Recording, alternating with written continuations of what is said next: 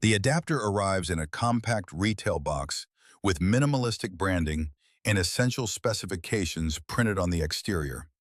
Inside, the contents are limited to the charger itself. No cable is included, which is a deliberate cost-saving measure, but also a signal that the product assumes users already own a suitable USB-C cable capable of handling fast-charging protocols. What immediately stands out upon first contact is the lightweight yet solid feel of the unit. The JOKADE JB064 features a clean, rectangular profile with gently rounded edges, constructed from flame-retardant polycarbonate. This is a standard but important material choice, contributing to both safety and durability under prolonged thermal stress. The casing exhibits a matte finish that resists fingerprints and minor scuffs, maintaining a tidy appearance even after weeks of use. Fit and finish are commendably tight.